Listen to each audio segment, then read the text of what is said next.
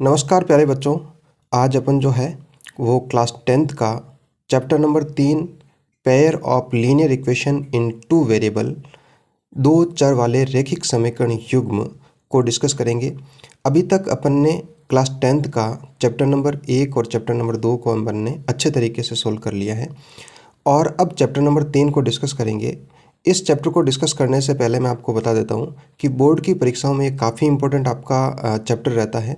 इसमें आपके दो तरह के क्वेश्चन पूछे जाते हैं, जिसमें आपका एक क्वेश्चन जो है वो वन लाइनर होता है, माने आपका ये कह सकते हैं कि ऑब्जेक्टिव टाइप क्वेश्चन होता है, जबकि दूसरा क्वेश्चन जो है वो आपका डिस्क्रिप्टिव होता है, बड़ा क्वेश्चन होता है जिसमें आपको ग्राफ पूछा जाता है, जिसमें आपको ग्राफ बनाना होता है। उसमें हो सकता है अपन को समीकरण बनाकर फिर अपन को ग्राफ पूछे या सीधे समीकरण देकर भी ग्राफ पूछ सकता है। तो काफ़ी इंपॉर्टेंट आपका जो चैप्टर है ये रहेगा। तो देखते हैं इसमें आज जो है वो एक छोटा सा वीडियो जिसमें आपको केवल और केवल इसका इंट्रो करूँगा मैं कि दो चर वाले रैखिक समीकरण क्या होते हैं और इनका यदि अपन ज्योमेट्रिकल मीनिंग पूछें या ज्यामितीय निरूपण पूछें तो वो क्या होगा। इस प्रकार की बातें इसमें अपन ने देखेंगे।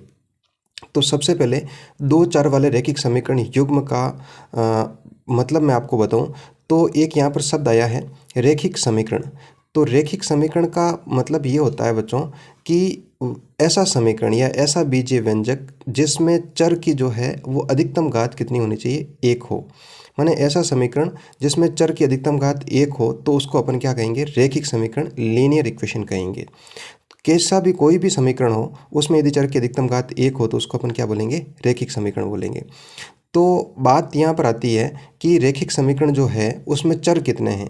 तो चर के आधार पर भी अलग अलग प्रकार के हो गए। जैसे आपका जो 9th क्लास है उसमें अपन ने पढ़ा था, बहुपद में पढ़ा था अपन ने, उसमें रैखिक बहुपद होता है, जो द्विघात बहुपद होता है, इस प्रकार पढ़ा था।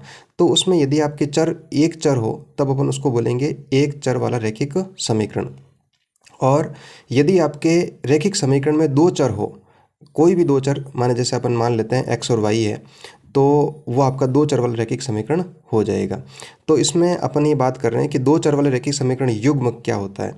तो जिसमें चर की अधिकतम घात एक हो एवं चरों की संख्या कितनी हो, दो हो, तो उसको अपन क्या बोलेंगे, दो चर वाले रैखिक समीकरण युग्म बोलेंगे। तो यदि इसकी नॉर्मल फॉर्म की बात करूँ, मैं सामान्य रूप की बात करूँ, तो वो ये होता है बच्चों ax plus B Y plus C, ये आपका इसका सामान्य रूप होता है। दो चर वाले रैखिक समीकरण का युग्म, दो चर वाले रैखिक समीकरण का समीकरण होता है ये। तो जहाँ पर आपका दो चर जिसमें x और y हो गया और a b और c, ये तीनों ही आपके क्या हो जाएंगे, अचर हो जाएंगे। तो यदि बात करूँ मैं तो चर जो है वो x एंड y हो गया और अचर में a b और c हो गया। अब यदि इसके बारे में बात करें कि जो रैखिक समीकरण है आपका, जैसे आपका ये दिया हुआ है रैखिक समीकरण, इसको अपन यदि दर्शाना चाहते हैं, कहीं पर भी ज्यामितीय रूप उसका लेना चाहते हैं, तो इससे क्या बनेगा। तो नाम से ही पता चल रहा है कि ये रैखिक समीकरण है, तो एक रेखा का समीकरण होता है ये। तो यदि इसको अपन किसी ग्राफ के ऊपर या अपन कहीं ड्रॉ करें, बनाएं, तो उससे अपन को क्या प्राप्त होने वाली है, एक रेखा प्राप्त होने वाली है। तो एक अपन ये बोल सकते हैं कि समीकरण ax plus B Y plus C जो है वो एक रेखा को प्रदर्शित करेगा। ये आपको हमेशा ध्यान रखना चाहिए, क्योंकि अपन जो पढ़ रहे हैं उसका मीनिंग अपन को पता होना चाहिए, तभी अपन उस चैप्टर में अच्छा कर पाएंगे।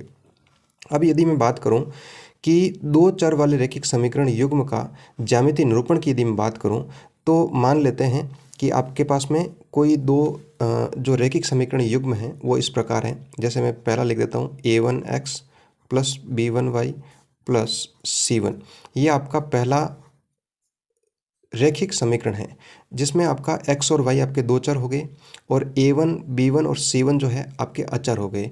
दूसरा जो है रैखिक समीकरण में इस प्रकार लेता हूँ a2x plus b2y plus c2, ये आपका दूसरा क्या हो गया, रैखिक समीकरण हो गया जिसमें आपके दो चर हैं। अब यदि अपन बात करें, अपन ने अभी बोला कि ये जो समीकरण है वो एक रैखिक समीकरण है। रैखिक समीकरण का अर्थ होता है कि ये एक रेखा को प्रदर्शित करेगा।